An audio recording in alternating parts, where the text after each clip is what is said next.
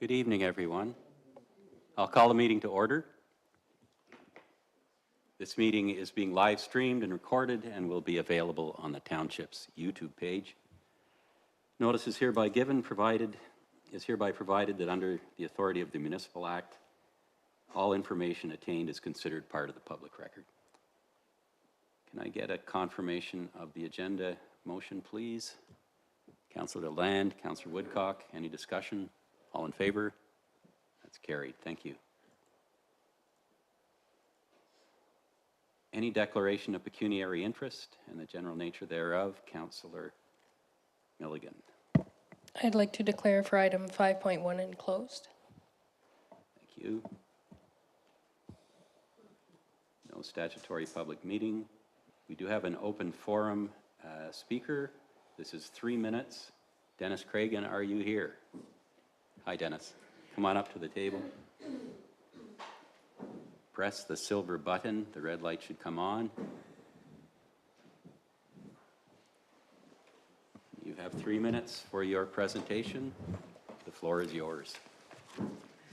Well, I'd like to start by thanking all our firefighters and paramedics in the past and the present for being there for us above and beyond the call of duty and just saving our lives and just being there for us.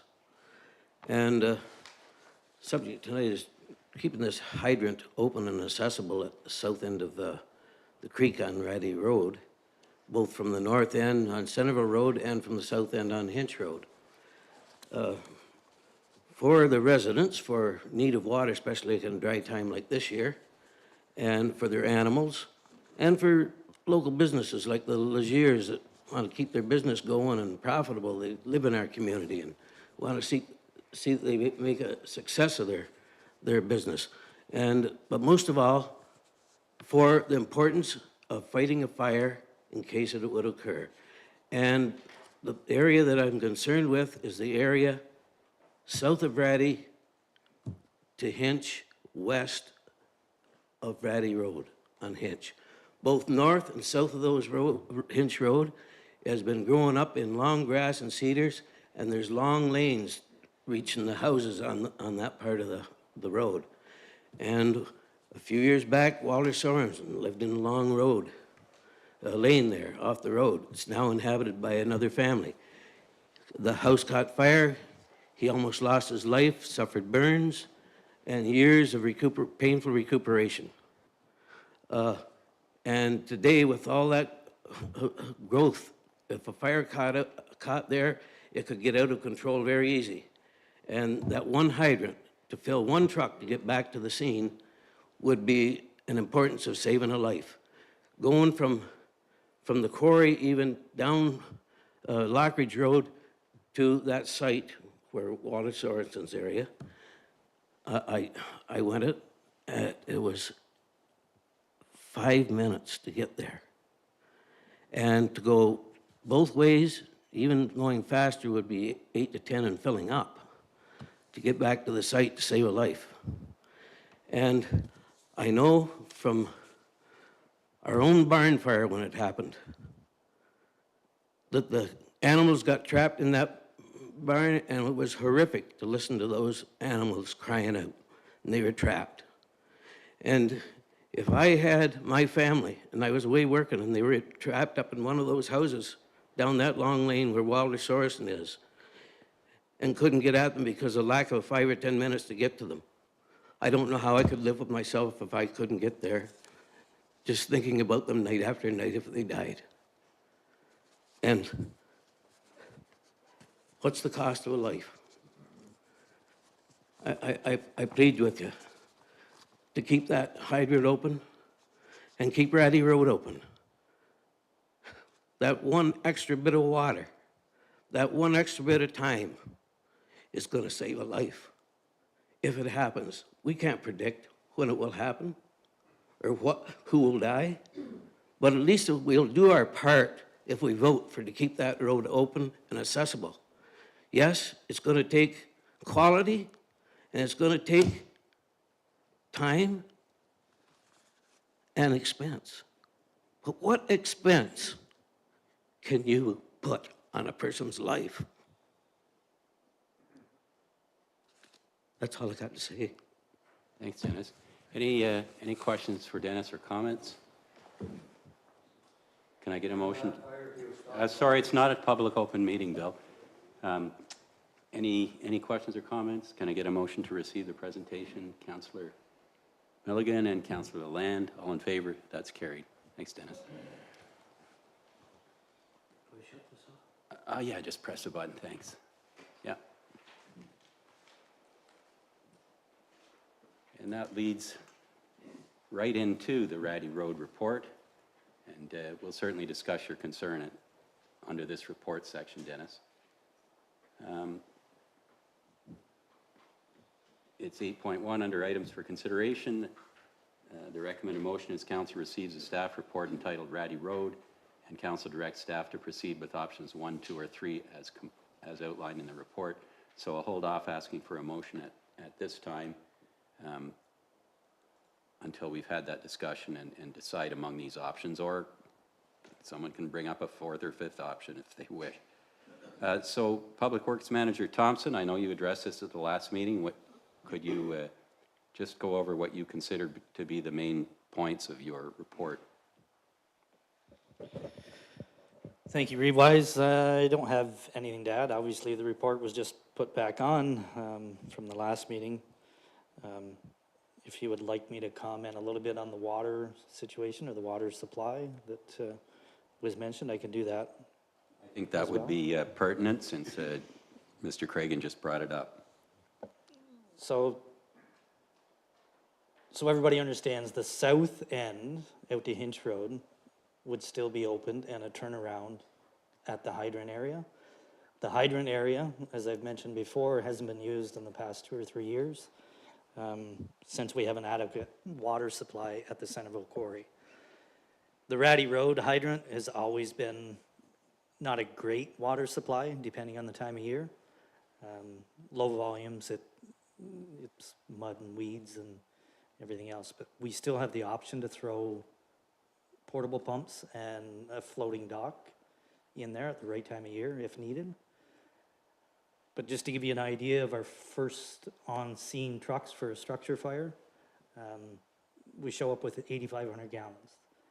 A typical fire, we flow 200 gallons a minute, so that gives us 42 and a half minutes of flow time before we need to draw any water. That's without calling in a 3rd station or a 4th station or mutual aid. So water supply as a life-saving measure, you're going to save somebody with 100 gallons of water. You're not going to save them with 10,000 gallons of water.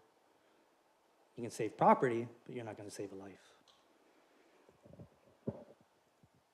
Any questions on that? Any questions, Councillor, comments on specifically on the water supply situation?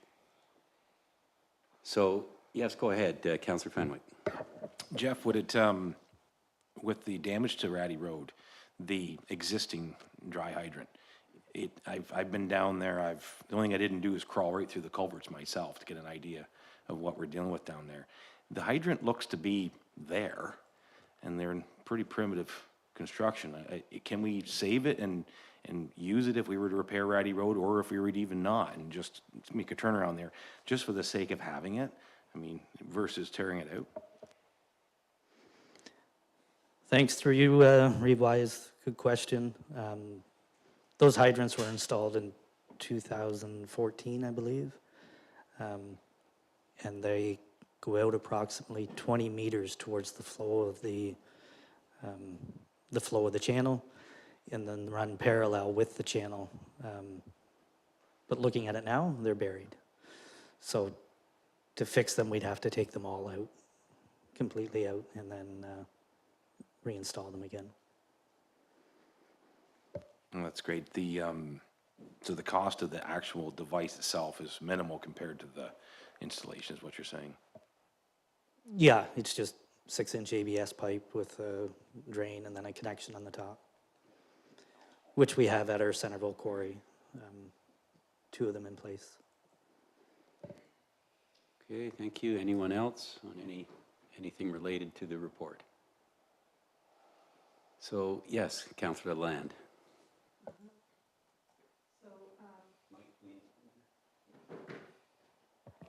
I've been in contact with a few different agencies over the last little while. One was the Tri-Board County, Tri-Board, the buses, and they don't use Ratty Road anymore, I was told today. I talked to an insurance agent because I was curious to find out if by being 8 to 12 minutes away from a pull station, a water pull station, someone's insurance policy, if there was a house fire, would be impacted. Would they still honor the policy, that kind of thing, and would their policy costs go up? And also, would it be impacted because there'd be theoretically maybe a little longer distance from the actual fire stations, although I don't think that's the case in this situation. The insurance, though, she said that not many insurance companies have that clause about being far, how far from a pull station you are, or a water station. However, those that do have that policy written up that way would definitely be increasing the insurance cost for a client if that water station was removed and no longer available. I thought that was kind of interesting. I asked Mr. Thompson today a few things. Do you mind if I share those, Jeff? Through you, revise, absolutely. Okay. I wanted to know about third-party estimate costs, and I was happy to see that Blue Earth would be contributing to all three of the options. I didn't understand the third party. And that was good to see. I asked if a bridge was an option, and he said it would be cost prohibitive. I asked about federal and provincial funding, and I'll quote him if that's okay. Funding is rarely available for special projects. Our last application was for Brock-Durham Streets in 2019. Funding for special projects is weighted mostly on need, safety, traffic volumes. Ratty Road would not be a good candidate for funding approval. Our annual funding of OCIF and CCBF is invested into pavement preservation each year. I also asked him what's the primary function of Ratty Road. And he said the primary function would be to travel between the two concessions. And I asked him if there would be a negative impact if the road was closed. And he said he didn't foresee any negative impact. That all being said, I did receive a message from a constituent who did speak with Mr. Thompson about option number 1. And this constituent gave me some fairly positive information, and I wonder, Jeff, if you would consider sharing that with us. Sure, through you, revise. Option 1 has always been an option for council to choose. It's repair to the pre-existing condition. So that would be just filling everything back in, an estimated cost of $55,000. That's, there's been some conversation about increasing a culvert or adding a culvert or some type of increased flow volumes through that area. If we do that, and it was confirmed today, as I've said right from day one, it would take a hydraulic study, further engineering, the 100-year floodplain analysis to increase any kind of flow volumes through there. So this cost of option 1 was putting everything back the way it was, which is an option for council to choose. Does that answer your question? Okay. Is that it for you then, Wenda? Just looking over my notes.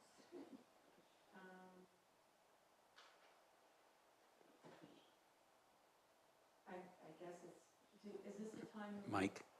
Is this the time when we express our thoughts on this, or? If you so choose, no one else seems to be jumping at the bit here. Oh, okay, so, okay, we'll defer, okay, Counselor Woodcock wants to speak, and then Counselor Fenwick? No, that's No, fine. Wenda doesn't want to make her final statement until everybody else has had a chance to speak, apparently. So, Counselor Woodcock. Given everything that we've heard and having more time for consideration, I'm leaning towards option 1. I know it's slightly more of a cost, but it still brings the road open to be used. It has an agricultural use in our community. And I know there are decisions we're going to have to make down the road when it comes to some of these things. But I'd also like to think maybe in a few years we'll actually make, the ultra wealthy pay a little more of their fair share so we can actually get our infrastructure well funded.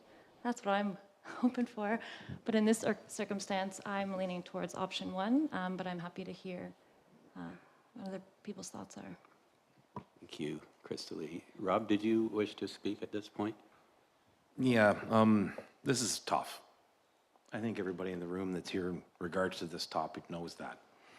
And I'm sure that I'm not the only council member that's been approached and visited and called and emailed and texted by people. And you know what? I'll be honest with you. I think it's great. Even the ones that get a little testy. And you know who you are. Because passion is important. And it's important from both sides. But I do want to highlight the fact that all opinions matter, whether they're ones you want to hear or not.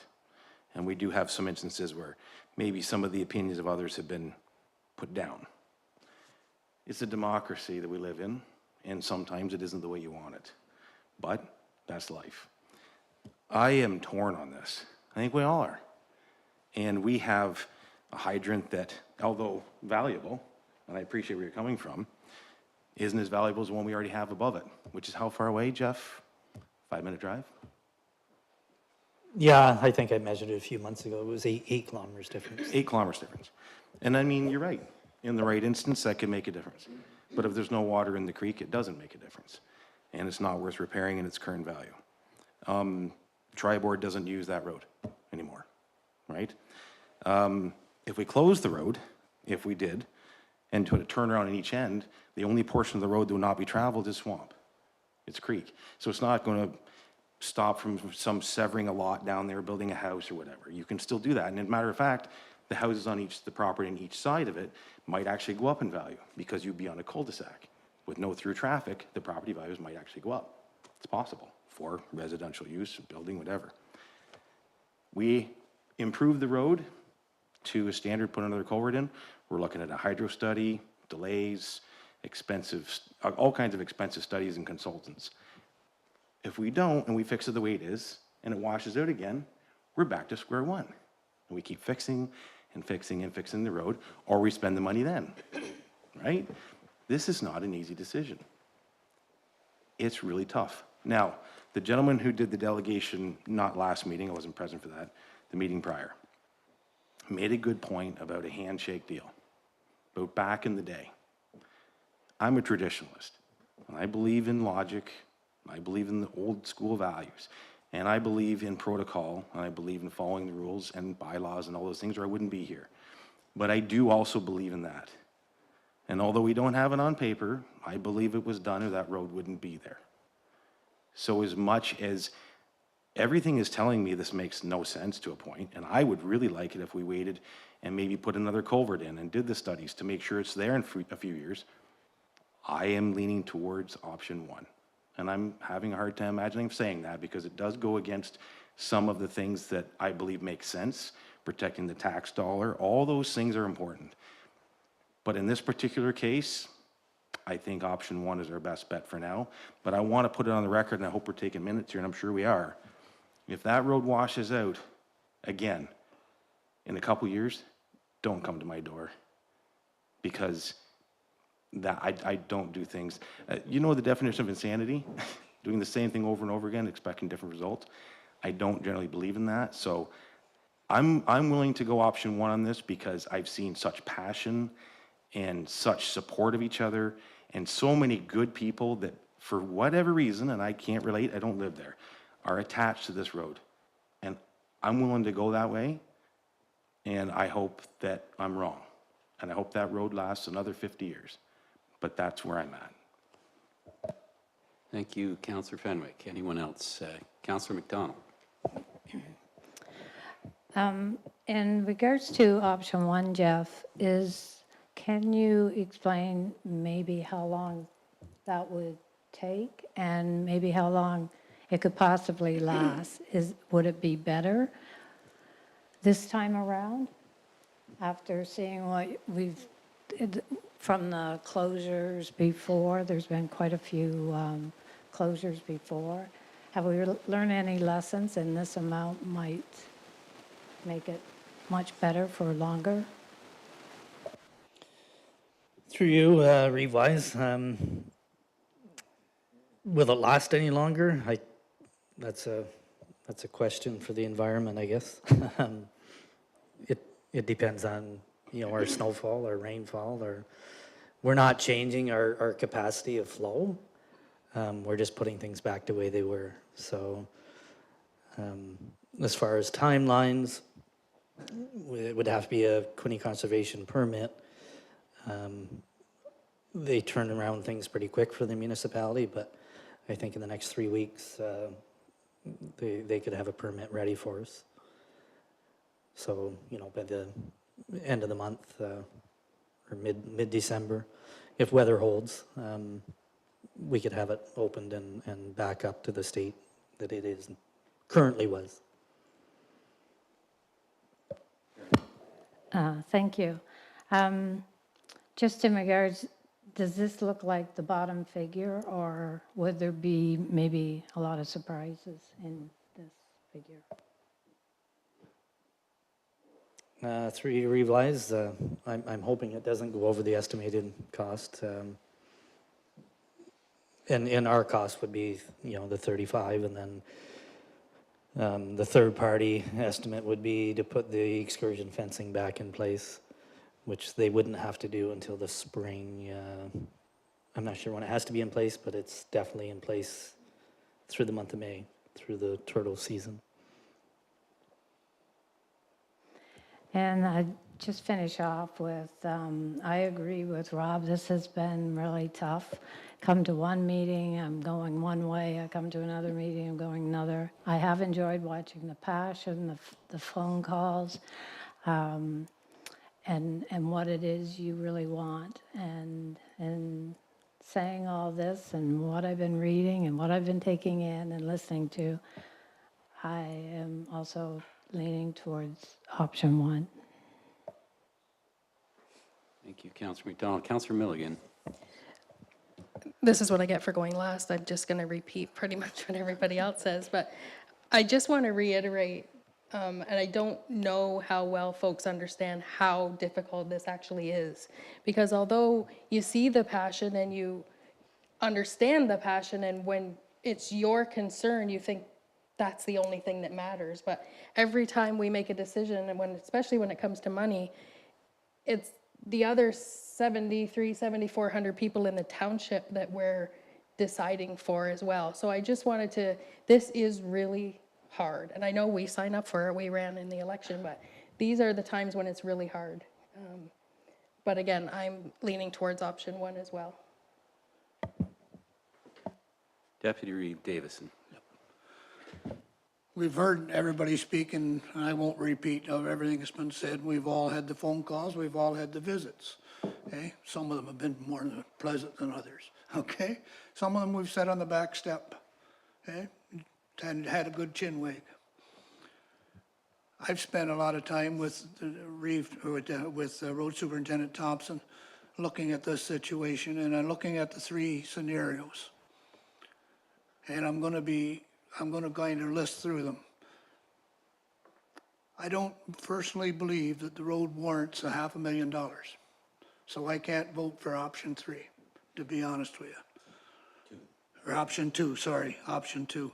I don't believe that. I believe I'm leaning towards option 1. I would like to see, though, and I agree with what Robbie said, doing the same thing over again doesn't make sense. I would like to see us investigate increasing the flow with a larger culvert in there. Give us a chance to save the road in the future. But when the vote comes, I will be voting for option 1. Thank you, Doug. Anything further? Councillor Land? It's back to me, but it's almost a moot point because you guys said it all, which is very true. Back and forth, up and down, yes, no.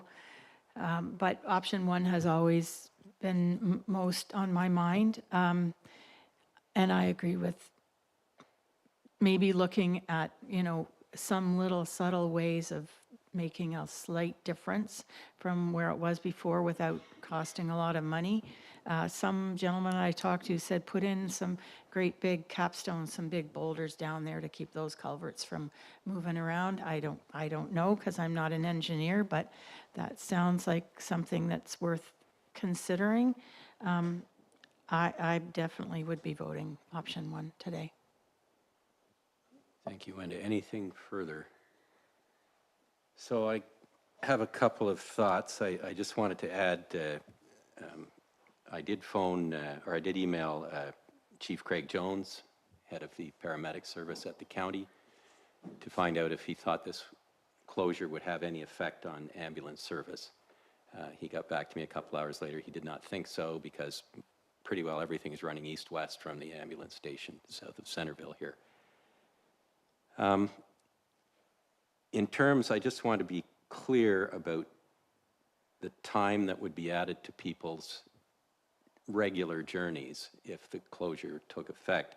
And I would ask you, Jeff, when you say it's an 8-kilometer detour, is that leaving from one end of Ratty to get back to the other end? Is that what you're talking about? So either going by 41 or by Lockridge, it's about an 8-kilometer detour. Is that what you were implying? Yeah, through you, revised, I believe at the time I measured from Centreville Road in Ratty, around to Lockridge, around to the other end of Ratty, off Hinch. Okay. All right. Thank you. So I guess I have to look at this situation in terms of need and in terms of want. This is a convenience road. I'm not saying it isn't a convenience that particularly farmers at haying time, if you are haying on one side and hauling to another side, can make a difference if it's going to rain. I know what that's like. For anyone else, I think this is just a convenience. If you want to get from somewhere on Hinch and Ratty to somewhere on Centreville and Ratty, now you would have to take 5 minutes more to get there. To me, that's not a need. In terms of an ancient promise that may have been given at one time, that's a tradition. I believe it must have happened at some point, Rod. I think you're absolutely sincere in that. Unfortunately, that does not legally bind the township in this situation. Option one, which is basically put it back the way it was, with climate change, that thing is going to wash out every 2 or 3 years. I don't think it's responsible to the other taxpayers in this township to spend $50,000 or $60,000 every 2 or 3 years on a convenience. If we go with option one, I would suggest we should investigate enhancing the flow through there, which means adding at least another culvert or increasing the size of existing ones.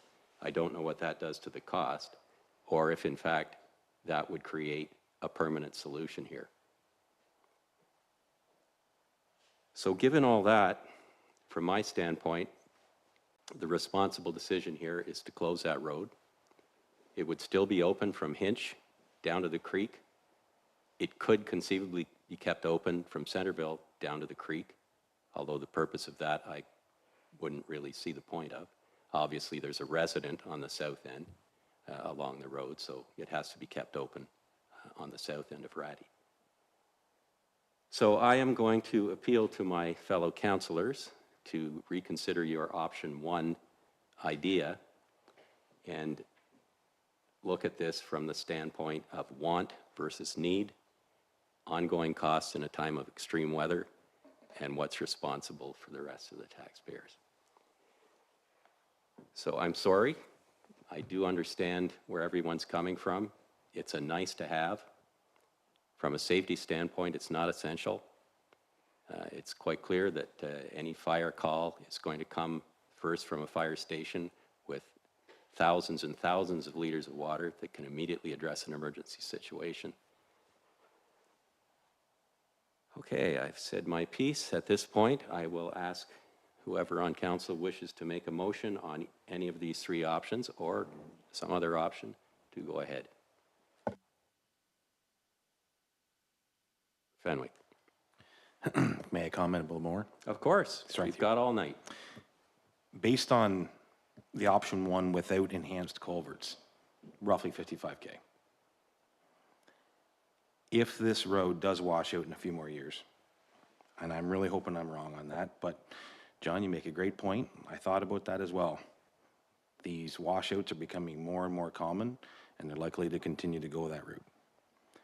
At that point, fingers crossed, it'll cost the same amount to close the road in 2 or 3 years' time as it will today. When you add two of those together, it adds up probably to the cost of increasing the flow today. But we can do this now. So my theory is $90,000 total spend to have the road closed in 3 years, it washes out again and I'm wrong, versus $90,000 now to increase the flow and maybe only improve our chances by a small percentage. That's why I came to the conclusion that option one, if these folks are passionate enough, they want it fixed, and they're gonna roll the dice on it, and they're willing to do that, that's my theory. It's gonna cost the ratepayer basically the same money. And in the end, the road may closed anyways, but we can say we did our due diligence. That's my theory. So I'm gonna make the motion that we go ahead, fix the road as per, and put our faith in our fantastic public works manager that he'll do his very best to increase the flow the way it sits. Okay, do we have a seconder? No? No, a comment then? Okay, Councilor, or Deputy Davison. Comment to that, I will second it, but I would like to have it amended to say that we at least study the opportunity of putting a larger culvert in. And I'm saying that from this reason. We have a 4-foot diameter culvert that we could use, so the cost is minimal. We got it at a very fantastic bargain price. And so it's just the cost of the study and that. So I would like to at least have the motion say that an evaluation will be done of the cost to increase the culvert size. Are you agreeable to that, Councilor Fenwick? I am. I was under the impression that a study like that would be significant. Jeff, do you want to comment on that? Yeah, go ahead, Jeff. Sure, through you, Reeve-Wise. The cost for increasing the flow, so if we increase the culvert sizes, we have to do a hydraulic study. With a hydraulic study, which they would determine, the culvert sizing, and they'd pick up the full area of drainage that comes into that, which I'm guessing about 15 square kilometers. So an estimated cost of $20,000 to have that study completed. And that would be, so we can't increase the flow without having that study completed. And this is my dilemma. We may have the hardware to do it, we may have the people, we may have the machinery, but without the paperwork, at a $20,000 tag hanging on it, that's almost half of the cost of the repair. And then at that point, we still have to put it in. And at that point, I believe we still have to have other permits as well. Is that not correct, Jeff? And there's also delay in the project then. So you revise, yeah, we would have to have Oceans and Fisheries permit comment on that as well. And Quinny, not to speak on Quinny's behalf, but they will not increase the flow size without a hydraulic study. In addition to that, with the amalgamation of all these conservation authorities, there's no guarantee that by the time we get to that point, that these folks will even be who they are, where they are, and they won't know what they're working out of. So there's a lot of question marks there. So as much as Doug, I certainly appreciate that. This has all come to mind as well. I just think that we're throwing good money after bad. So as much as if I thought it was a couple $1,000s, I'd be cool with it. I just don't know if it's in the best interest of the ratepayer to spend money on something that we're probably not going to do anyway. Okay, so your motion stands as originally stated. Is there a seconder for that motion or any more comment on that motion before we get a seconder? Is there a seconder for Councillor Fenwick's motion then? Councillor Woodcock, you're seconding the motion? Any further discussion? Yes. Just so I have clarity and to ensure council has clarity for the minutes, option 1, that the report be received and that council direct staff to repair Ratty Road to existing conditions at the estimated cost of $55,000, and that the repairs be funded from the 2025 operating roads budget. Is that correct? Yeah. Councillor Lalande. Before we take the vote, can I ask a question? Sure. This is an important decision. We'll take all the okay. time we need. For Jeff Thompson, through you? Okay. So Jeff, what are your thoughts of what Doug is saying? To put in one bigger culvert, like, and, you know, pay the $20,000? What do you envision? Like, do you think that would resolve or maybe defer another catastrophic event like we saw in the spring? Through you, Reeve-wise, that's a tough question because I'm not a hydrologist, or I don't know what climate change or weather conditions we're going to get in the future. I would like to think it would help, for sure, but I can't guarantee, or I can't say now that, you know, by adding a 4-foot culvert, that's going to be the end of Ratty Road and no more issues. And just to confirm, I measured it off. It's 7.7 kilometers from the distance that I quoted at 8 kilometers.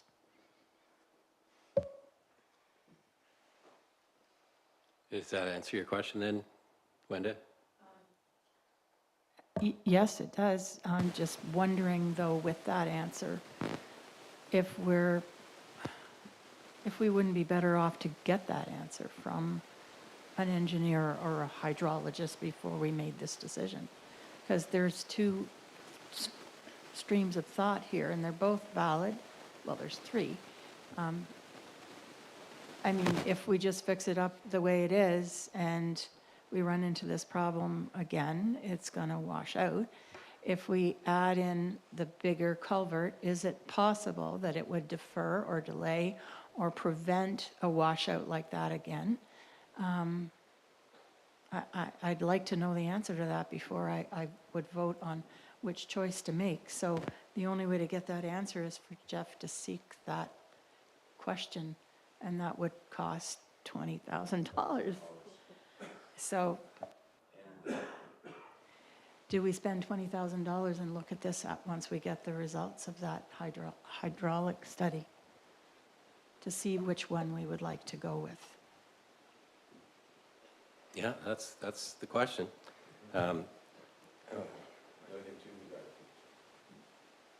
So there's no way to answer that question here tonight. No.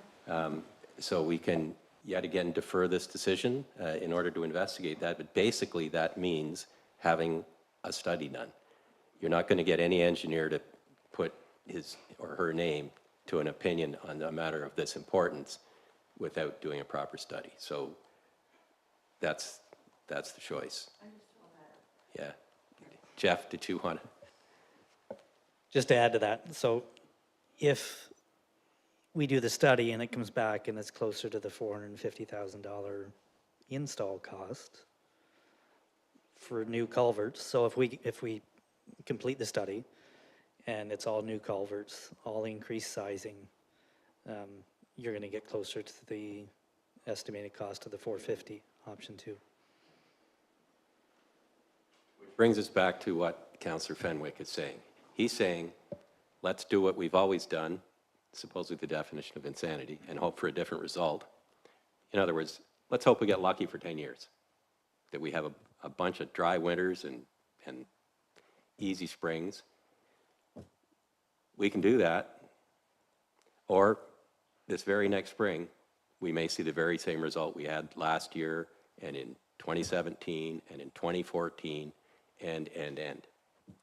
So this is what you're deciding to do if you go with option 1 without the qualification of seeking a hydraulic study. Just so we know what we're doing here, okay?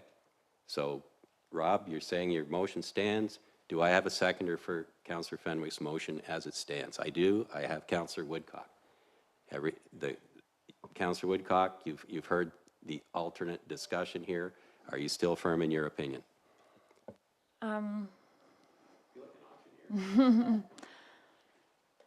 Lots of great points made, and it is not, there's no straight and easy answer, but I think this is still where I end up. I hope that it doesn't happen, but I can't predict, especially with the weather as it's becoming. And I agree with Rob, if this washes out, well, that's, I would not be doing this again, but I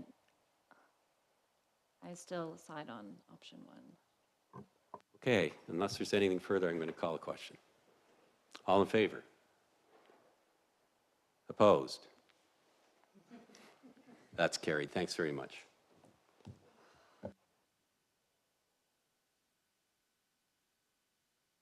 Anyone who doesn't want to stay for the rest of the meeting, you're just here for the Ratty Road.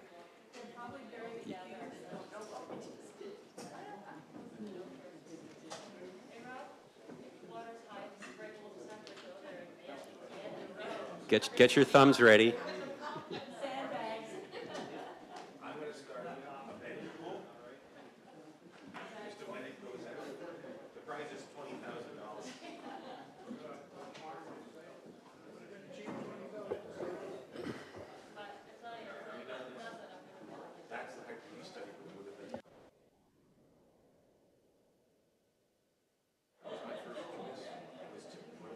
Okay, let's move on the agenda here. 8.2 is the request for proposal results for Integrity Commissioner Services. The recommended motion is that, sorry, we're done with that item. It's not an open meeting for public discussion. Can I ask one question? No, I'm sorry. We spent a great amount of time on Ratty Road. Is it regarding Ratty Road? No. Then you'll have to get on the agenda for our subsequent meeting. Awesome. Thanks very much. Thank you for all of your interest in my problem. I'm very interested in your problem at the right time. Please depart. Yeah? Yes, thank you. The RFP results for Integrity Commissioner Services. The recommendation is that the report entitled RFP Results for Integrity Commissioner Services be received, and further, that staff be directed to negotiate a 2-year contract with ADR Chambers Incorporated to provide Integrity Commissioner Services for Township of Stone Mills, and further, that a bylaw to appoint ADR Chambers Incorporated be brought back to the December 8th, 25 regular council meeting. Can I get that on the floor, please? Councillor Milligan, Deputy Reeve Davison, and Clerk Deeple, this is your report. So nothing further to add to the report, Reeve-wise. If there's any questions, happy to answer. Any questions or comments on this report? In that case, all in favor? That's carried. Thank you. 8.3, adoption of cemetery bylaw. Recommendation is that the report entitled Adoption of Cemetery Bylaw be received, and further that staff be directed to draft a cemetery bylaw and price list for council consideration at a future council meeting. Can I get that on the floor, please? Councillor Milligan and Councillor McDonald, and Brandy, this is yours again. Thank you, Reeve-wise. So nothing really further to add to the report. Adopting a cemetery bylaw will just allow staff, will provide staff with more tools in regulating cemeteries. As I indicated within the report, more cemetery boards, churches are abandoning cemeteries. So I would anticipate that in the future, the township may receive more active cemeteries. So having a bylaw in place for when that time comes and to manage our current cemeteries is recommended. Any discussion? Councillor McDonald. Are we doing anything right now to keep up the cemeteries that are abandoned? Through you, Reeve-wise, so we maintain the abandoned cemeteries that we're licensed to maintain. So that involves grass cutting. cemetery operators can set up trust accounts to allow for future maintenance of cemeteries, so that includes monument repairs. Right now, we don't have a trust fund for our cemeteries, so if there was immediate need to repair headstones, that would have to be a budgeted item within the yearly budget.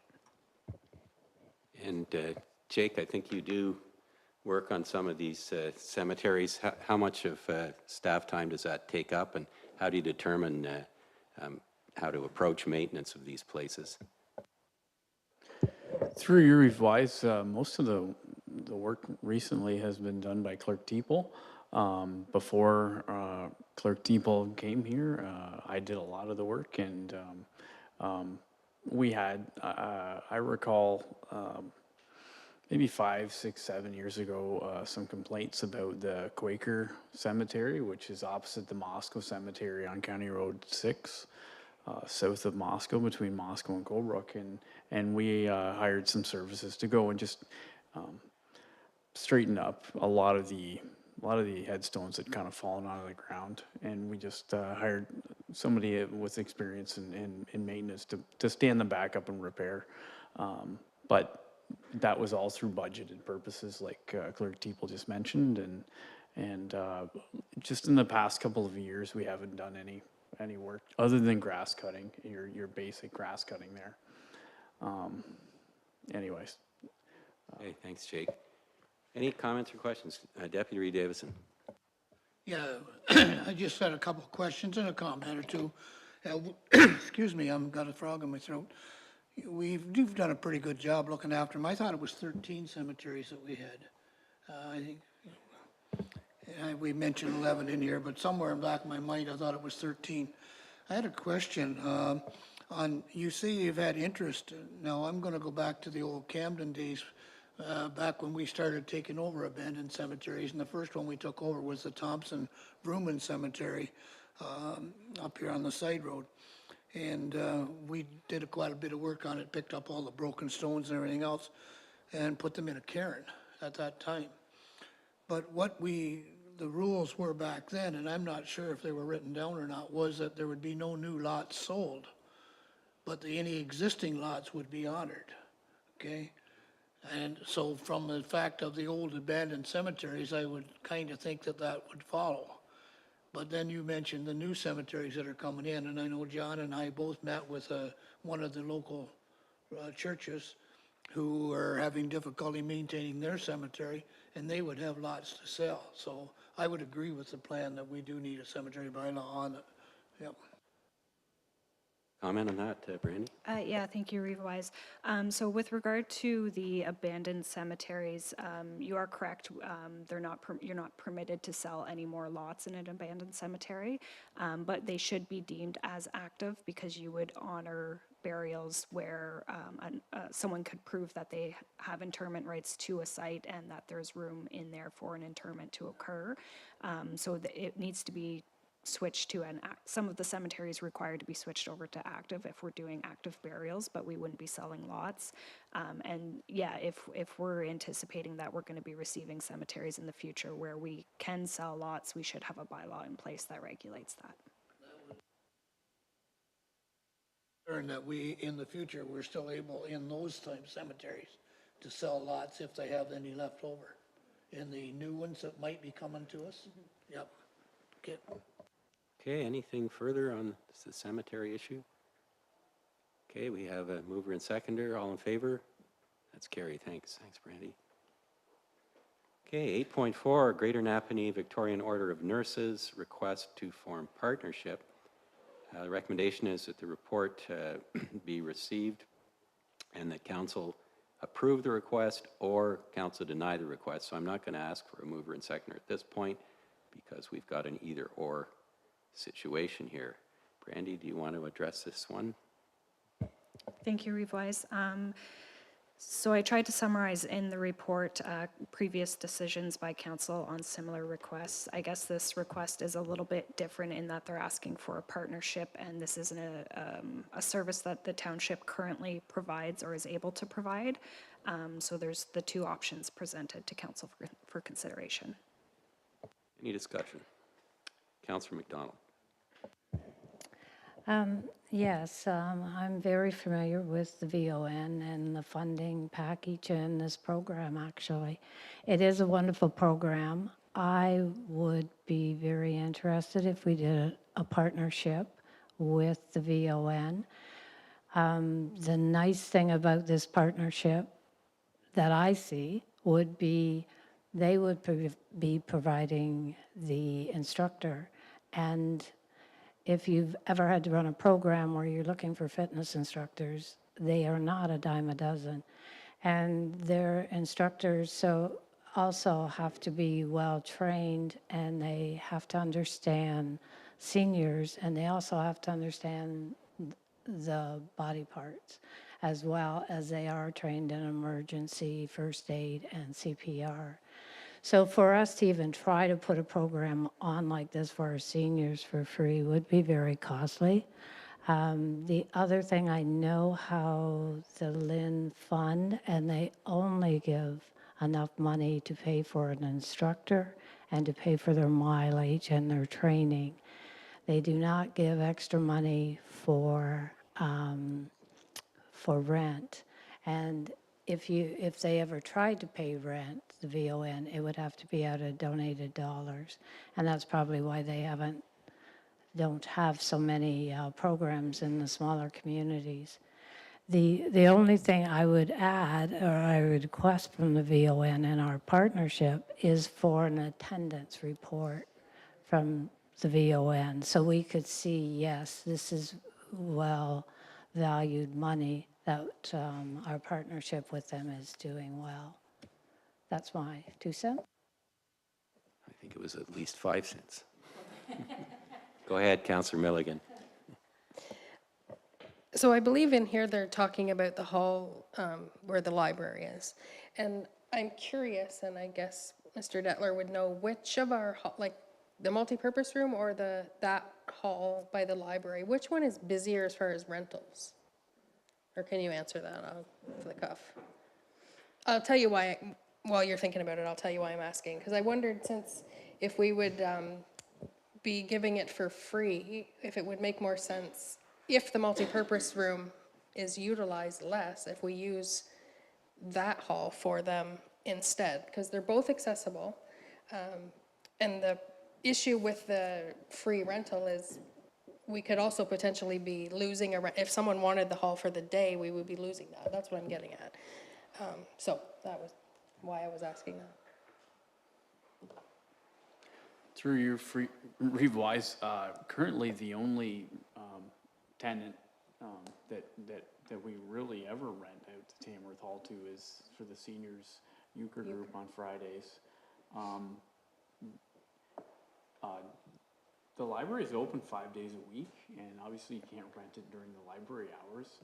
And so the building's quite busy just with the euchre group and the regular library use.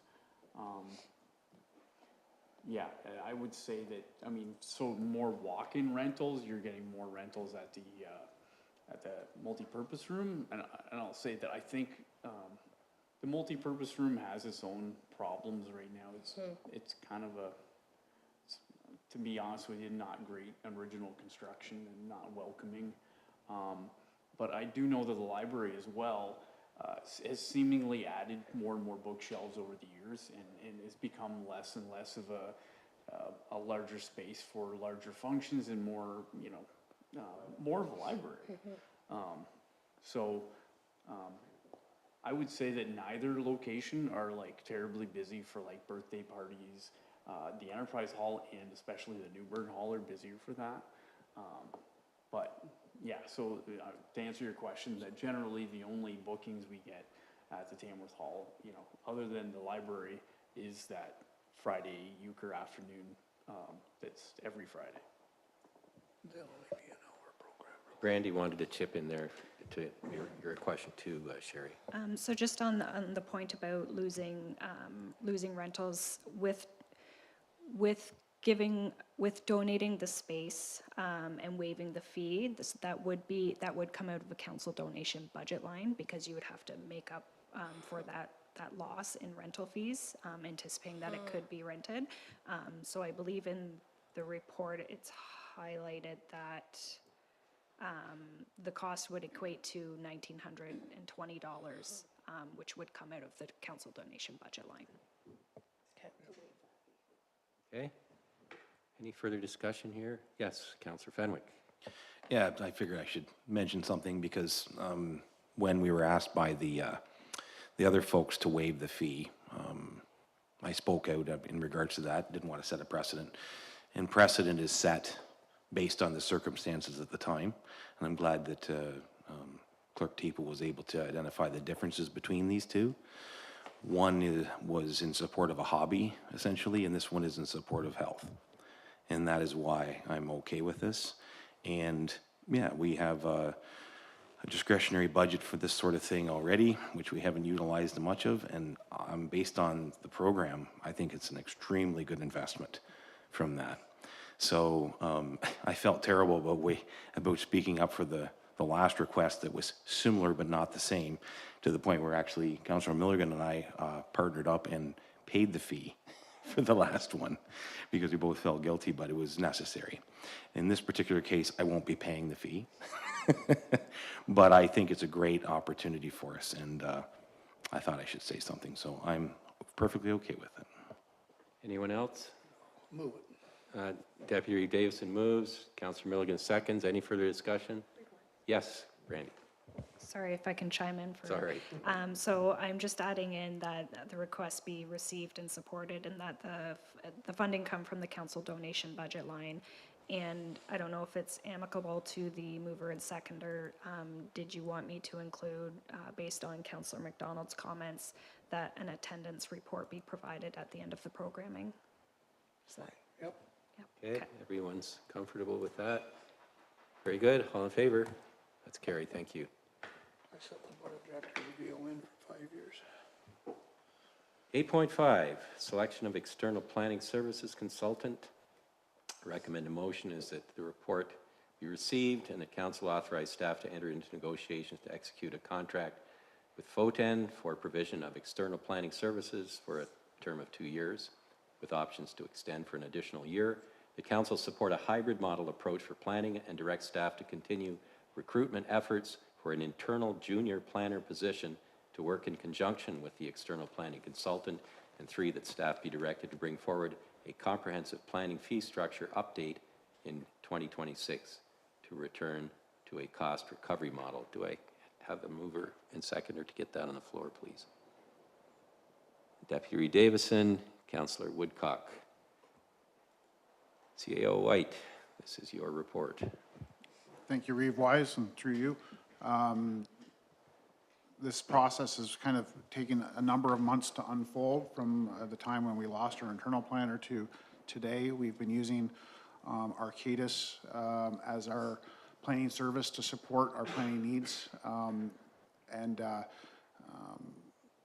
Over the time, we've been trying to recruit for a like-for-like replacement of our planning capacity in the past, and have not been successful in recruiting a senior planner, for lack of a better term, that could take on the full load of planning files that we have here. The intent here is to provide a backstop, I guess, in having a consistent and well-equipped planning service available.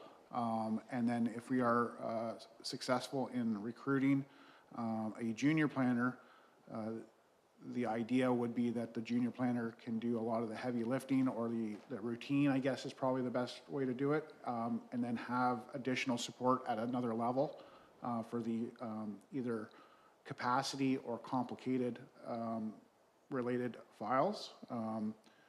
And so the more we can put onto a junior planner, I guess, the less we would rely on that external planning service. But if we were to lose our internal planner again, we would have an already existing relationship with a planning service as our backstop. And then we'll, again, need to look at our fees. They have not been reviewed in some time. It's my understanding that prior to having our own internal planner, we had a form of chargeback for the external planning services, and we probably should be swinging the pendulum back a little bit in that direction so that we're not burdening the general tax levy with the operations of planning, that growth, again, pays for growth, and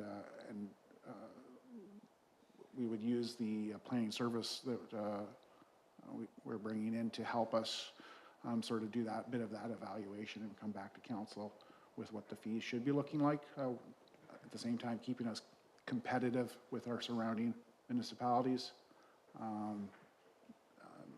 But I do want to add a special thanks to the County of Hastings, who lent us some staff time to help me go through the selection process, to provide me with some planning perspective, because I am not a planner by trade. And so going through the evaluations and through the interviews, it felt prudent to have somebody come in that didn't have a horse in the race to help me do that evaluation. And so the Director of Planning, Justin, from Hastings County, came out here a couple times to help me with the interviews, and actually provided me with the space for one interview out in the Belleville area. So they went above and beyond to help me with this process.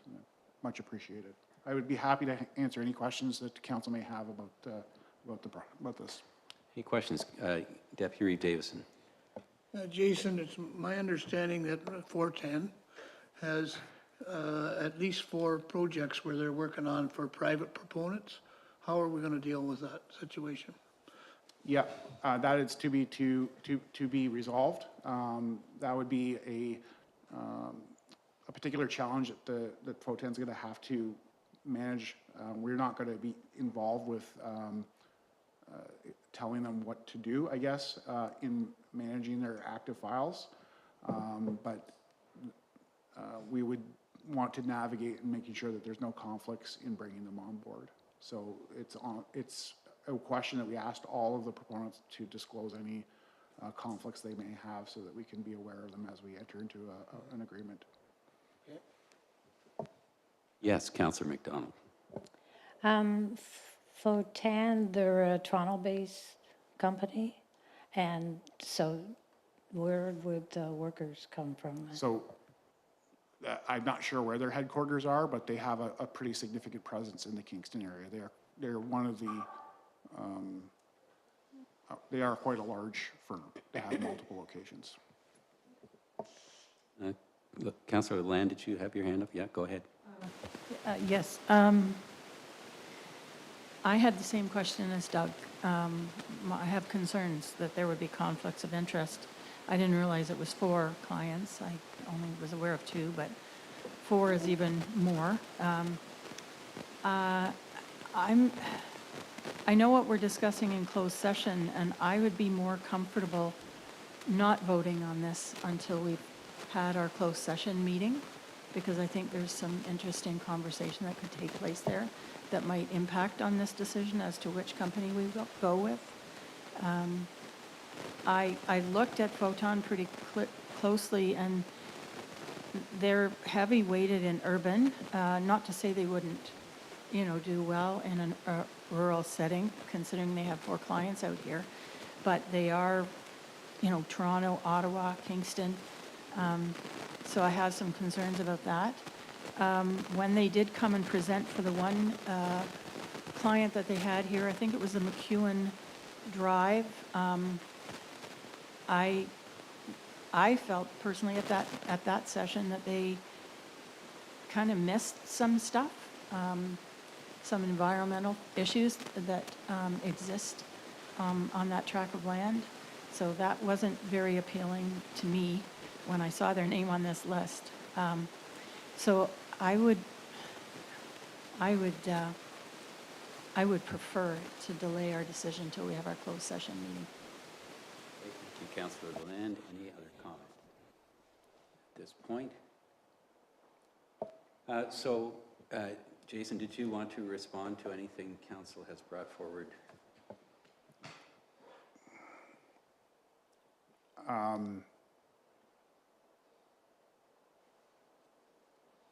I'm thinking of the deferral before we have, until after we have closed session, which is basically talk about fees. So that, there is no discussion, I guess, during the closed session related to this planned. The disclosure in closed is only to disclose some of the confidential information related to the proposals. Our procurement policy and our code of conduct policy speaks very directly to the level of involvement with council in a decision like this. And I would advise that we stick as close to those policies as possible. Anyone else? Yeah, I think we have to reiterate how we come to these decisions. The request for proposal process is very well defined, and I think in this case it's been above and beyond the requirements of that process to bring in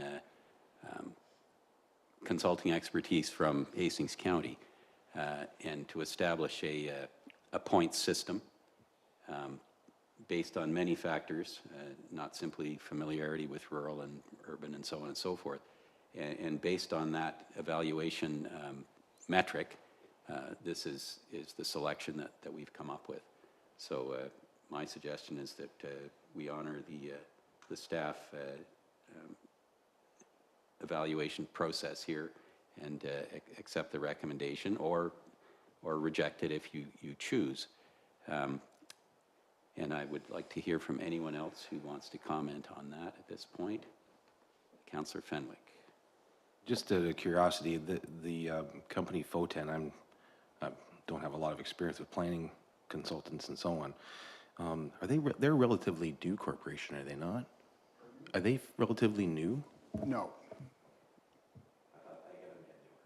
And I have done reference checks.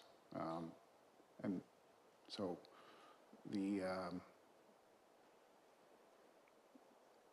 I would say that doing evaluation based on the website is probably not the most thorough evaluation, and that they have provided references related to similar size municipalities and the similar size types of services that we're looking for here. It is not a foreign type of service that we're asking them to provide. In regard to, yes, sorry, go ahead, Councillor McDonald. I was just wondering, when we do a contract with them, is there any escape clause? Because this is all kind of new for us as well. Well, not for them. But if we are really unhappy, are we locked in for 2 years, or is there something saying we can? The final details of the contract have not been established and could be, there will be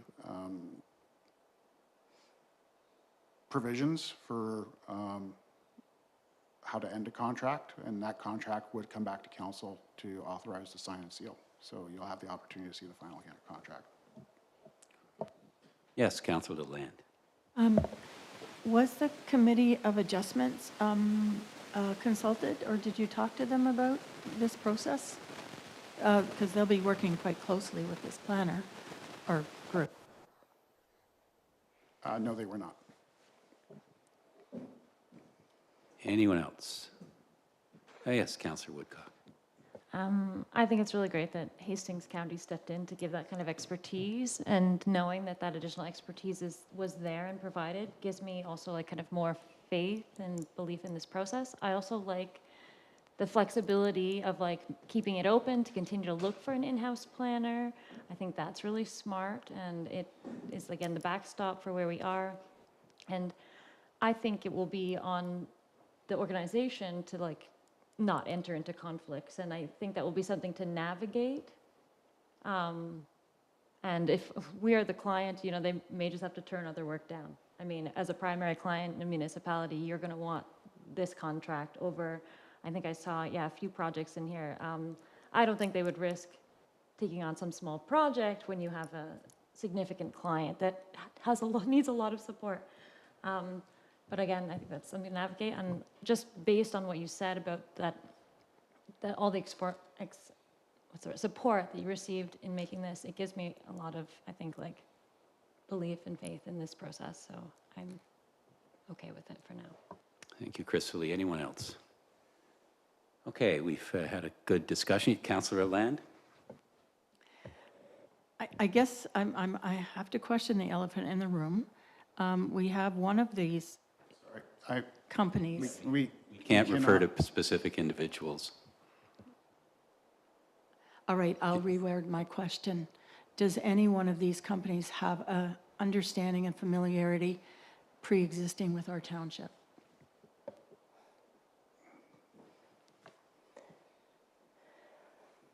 That would allow them to move quickly through the volumes of work that we have. I'm really not in a position to be able to unpack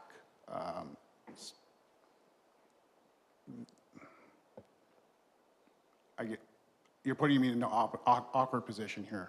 I think all that needs to be said in that regard is that the evaluation process involves evaluating relevant experience, and that's already been taken into consideration. It would have to have been. Anything else? We have a mover and seconder. All in favor? That's carried. Thank you.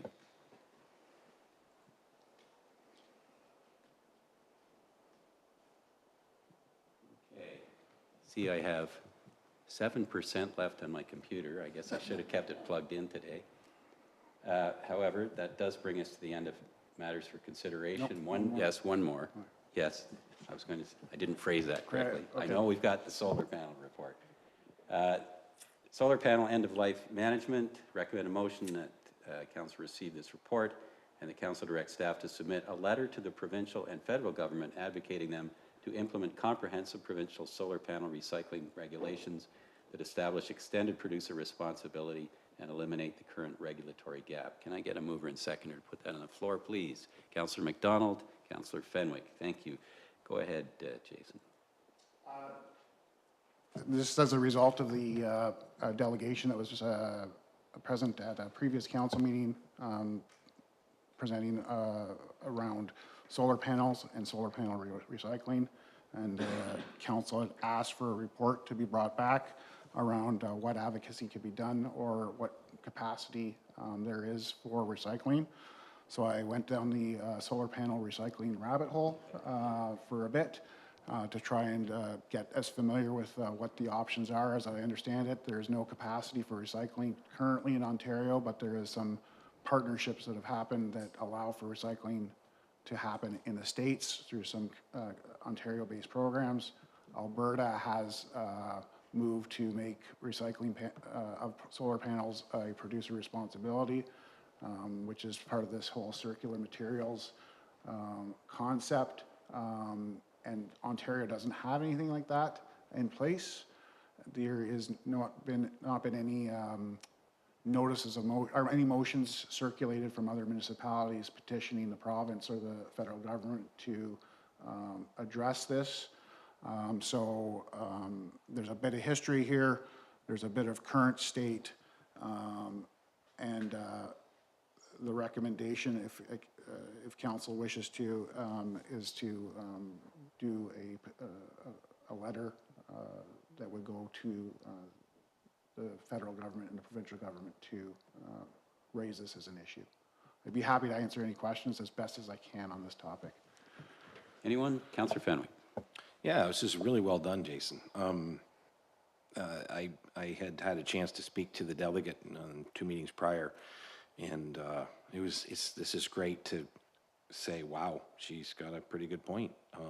It's shocking to see how little planning has been done to the recycling of these particular items. I'm wondering if maybe we should be considering writing a letter on behalf of the township to the province asking for them to address the situation. And we're chasing solar pretty hard here.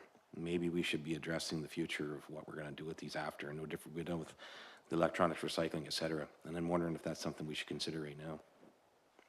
Yeah, that's part of our motion, is that staff submit a letter to the province and the feds advocating to implement comprehensive provincial solar panel recycling. So I'm right on board with you there. Councillor Lalande.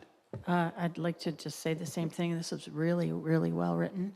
And I was wondering if I could move that we accept this and have staff write a letter and bring it back to council. I think that's part of the motion, is it not? Yeah, Oh, we have a mover? That's part of the motion, yeah. Okay. Anyone else? I also asked to look at our existing community vibrancy agreement with Blue Earth and what their end-of-life commitments are. They refer to almost nothing but recycling. It is their intent. Yeah. We are not binding them to recycling. We are binding them to restore the property to its pre-existing situations. Their response has been to say that they're going to recycle all the aluminum, they're going to recycle all the glass, they're going to recycle all the materials that can be recycled at the time of what is it called? Not dismantling. Decommissioning. Yeah. So assuming that, is it Interjex? Is that the company name that's proposing this? Assuming they're successful, assuming we continue to support them, then our vibrancy agreement could include specific requirements that decommissioning means recycling. And, you know, we've got the reins here in terms of that vibrancy agreement, so we can certainly bring recycling into it at that point.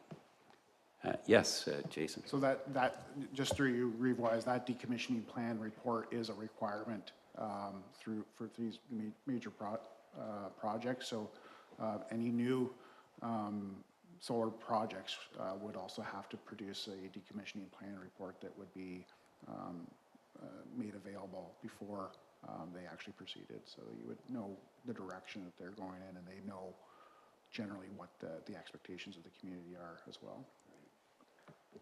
I'm surprised that you didn't find any other municipalities who have raised this issue with the province. AMO or the rural, it's not on their to-do list. Yeah, through you, I may not have done the right Google search, but I tried a few different ones and could not find it. Yeah. And through with the assistance of Clerk Teeple, we also checked some of the resources we have from the municipal search side, just to double check.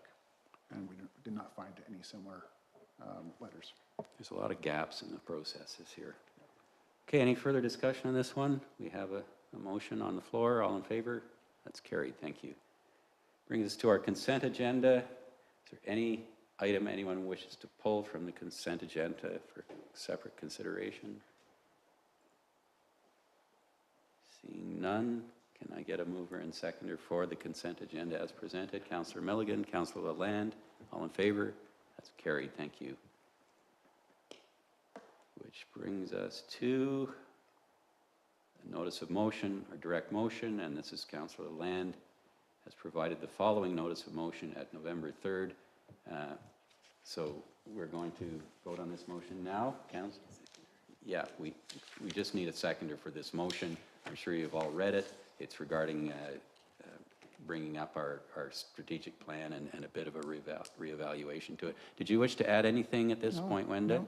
This was really well written. Thank you. Yeah. Okay, thank you. Do I have a seconder for this motion? Councillor Fenwick, any discussion? Councillor Milligan. I just wanted to say that I agree that we should do this. I'm just not convinced now's the time. I think we still have so much backlog. We don't have our full complement of staff. I think this, and especially elections next year, I think it's nomination day that we become lame duck. So we don't really have, like, this is a lot, like, especially like number one, to compile the updated report on each initiative within the strategic plan, including current progress, completion status, challenges faced, and anticipated timelines. That's huge, and I don't know that now's the time in a term to put this on staff. That's my opinion. Thank you. Any other comments in that regard? Councillor Woodcock. Yeah, I really support it, and I think when we do a strategic plan, that should be built into part of the strategic plan. But I sort of agree with Sherry in that it is an awful lot in that we need to, an updated strategic plan, right? So it would be like kind of reflect, but I don't know, I could see there being a part of this that's maybe an overview, but I also see what you're saying, that it would be a lot of work for a plan that we should be updating. So I could go either way based on, other people's thoughts and opinions. But I think definitely when we do a strategic plan, that this should be part of it from the get-go for like accountability for us all and stuff, so. Thank you. Councillor Fenwick. Actually, you bring up a very valid point, Sherry. Not too long ago, I made a motion, or I withdrew it, but I brought it up in regards to looking at 1 acre severances being our minimum going forward. We should look at that. And Reeve White's made a fantastic point of saying, although it's valid and it makes a lot of sense, we're just so overwhelmed right now. Maybe now is not the time. And I love that kind of input. I made that clear that day. And I think in this particular case, I think Sherry has a good point. And a great idea. Absolutely, we need to do this. It's totally logical, and I read it and went poof. But yeah, we're overwhelmed. And for that reason, actually, I think that, yeah, maybe we put a pin in that as well, and maybe revisit in the new year, and just see where we land. In particular, right now, we've only got a couple meetings between now and the end of the year. Right? So, Sherry, thanks for bringing that up and being willing to do so. It could go either way. Anyone else? At this point, Councillor Land, you want to respond to these comments? I guess maybe there's something missing from this conversation, and that is we're overwhelmed because we do have an aggressive strategic plan that it's kind of many balls in the air that staff is trying to do in I won't say a disorganized fashion, because it's not. It's planned, but we're not aware of all of that. And I just thought if we could re-look at this and go, you know what? They don't need to do that. That was an ambitious initiative. We can look at that next year when there's a new council in. We can cross that off the list. We can cross that off the list. We can reword that so it's not so labor intensive, or we've already done this. That doesn't need to be on there anymore. They don't need to keep looking at that. So it was more of an idea to look at the plan and realize what is really important for us going into the next budget session. And what is just, yeah, no, we don't need that anymore, or we don't need it now. And we don't even need it like in the next year. And then when you come to a new council next November, you're going to be able to sort of, as you said, start with a new bucket of tools, because right now, this council has really no idea where we're at with that 2015 strategic plan. And I think a lot of it, as Jason and I had a little conversation, and a lot of it has been done, but a lot of it was kind of motherhood statements, wouldn't you say, Jason, that just really don't really have a lot of meaning, but in the background for staff, it's still something on their to-do list. So does it need to be? I don't know. So that's more or less what I was looking at. That's what I wanted the discussion to involve, cleaning it up. Councillor McDonald. Thanks, Councillor Land. Go ahead, Wendy. So, yeah, looking at the strategic plan, looking at the old one, and really just taking some time to dissect it. I mean, if I had came in the very beginning and had to look at the strategic plan, a lot of it would have been, I don't understand this anyways. I feel after putting in 3 years that I could at least follow along with it, and I could make better sense out of the strategic alignment.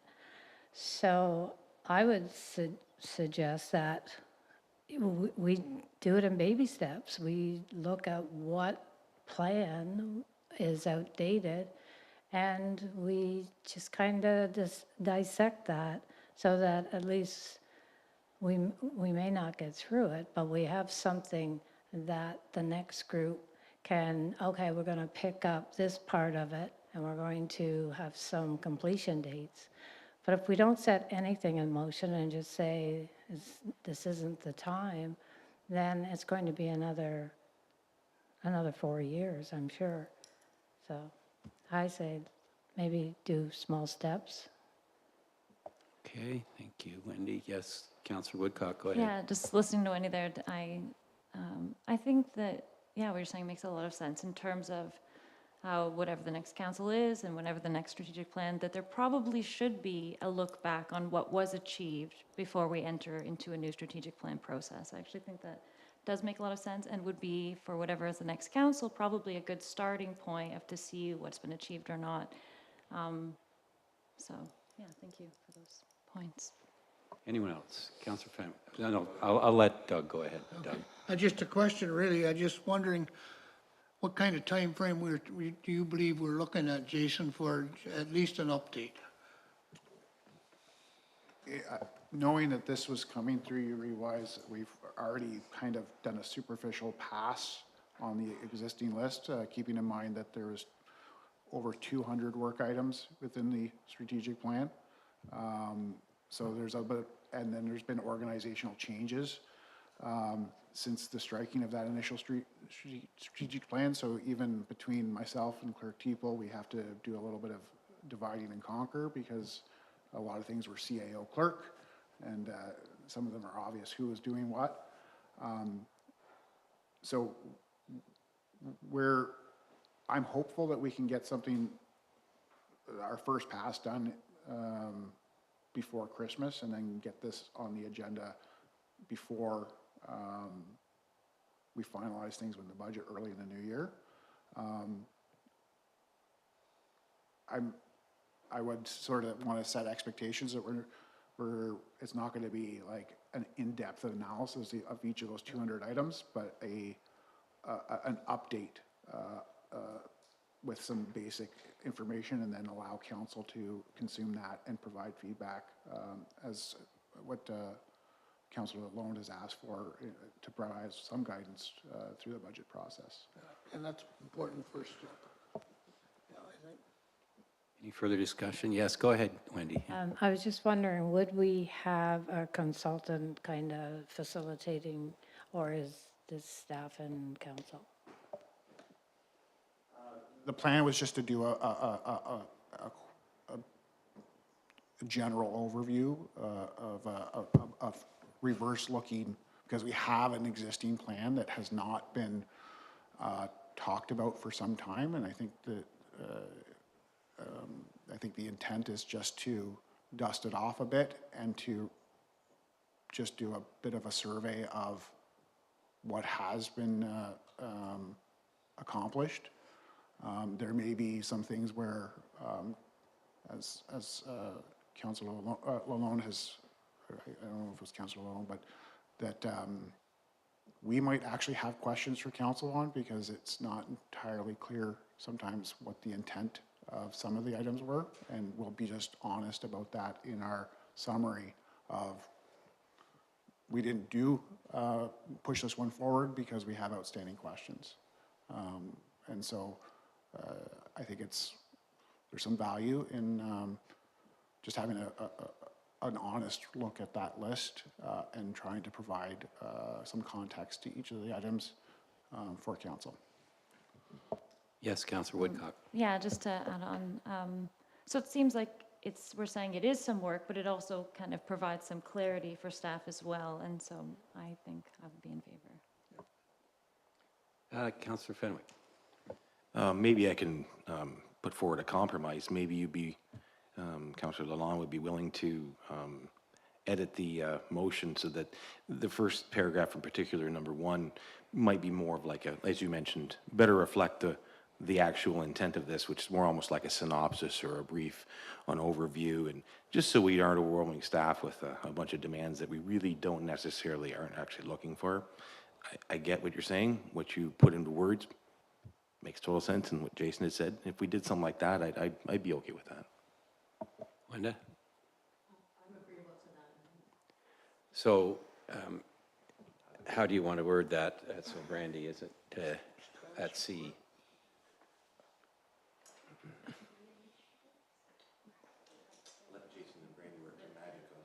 It'll be just a status Yeah, report. status.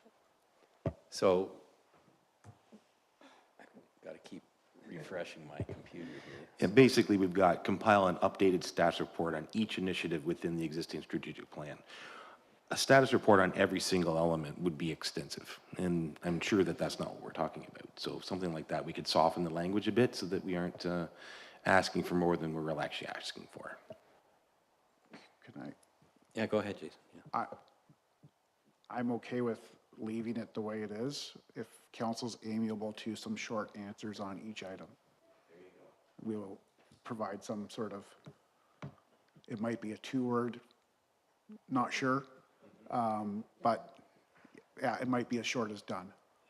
But if, it would be good for staff to review that list and bring it back in its entirety, because we don't, I would not want us to make a judgment call on which ones you would want to hear back on. So as long as council's amiable to short answers in some regards, we will bring back the full list. Okay, so the motion can stand as long as there's a consensus that we're not going to be requiring a huge detailed report on every one of the 200 items. So a certain amount of goodwill and flexibility is required here. Any further discussion? All in favor? That's carried. Thank you. And I will get back on my computer yet again. Oh, yeah. Okay, that brings us to announcements. Various people have announcements. Oh, sorry. Oh, did we have all in favor? Yeah, we did. Yeah, I was very quick. I didn't want anyone else to stick their hand up. So the first, there is actually an item on the agenda regarding announcements, which is upcoming council meeting dates. So Monday, the 8th of December, scheduled for second Monday in the month due to only one meeting scheduled for the month of December. So that will be our December meeting, will be Monday the 8th. And that will be, the next meetings will be Monday, January 12th, 26th, and Monday, January 26th, 2026. Okay? Anyone else have any particular announcement? Doug, you had your hand up, I believe. Go ahead. I just wanted to bring it to council's attention that on this Wednesday's county council agenda is a topic referring to the Yarker Library daycare situation. Background very quickly is when that facility was set up, it was set up as a daycare on one side, library on the other side, and with one of the old classrooms being left as a multi-purpose room. That room hasn't been used very heavily except by the library on occasion for reading to seniors and other things. Situation. Anyways, there's a proposal coming to county council to take that space and use it for daycare. So I just wanted to make everybody aware of that, and if anybody has any concerns, it's an opportunity now to bring Jason, John, and I up to speed on your thought process. Thanks, Doug. Sherry, you had your hand up? I just wanted to let everyone know that Sunday, November 30th at 1 is the Santa Claus Parade in Tamworth, if anybody wants to go to that. And Newburgh is December 7th, the following Sunday at 1 o'clock. Thank you, Sherry. Rob, you have something. Yes, and I want to let everybody know that on the 28th of this month, the band Ambush, the country band Ambush, is playing at the Enterprise Hall. And this is a fundraiser to support the Chestmates, which is a breast cancer survivor dragon boat team. This is part of their catchment basin. My wife is a proud member of that, as well as a few others from the area. And the band in its entirety was donated by a gentleman from Enterprise. And he just said, here you go, do something with it, have fun, which is very generous. So I invite everybody to come out, check out our newly refurbished hall, and have some fun. Bring your boots. Thank you, Rob. Anyone else have an announcement? In that case, that brings us to the close of this section of the meeting. And we have to enter into closed session pursuant to Section 239 of the Municipal Act. The reason for the closed meeting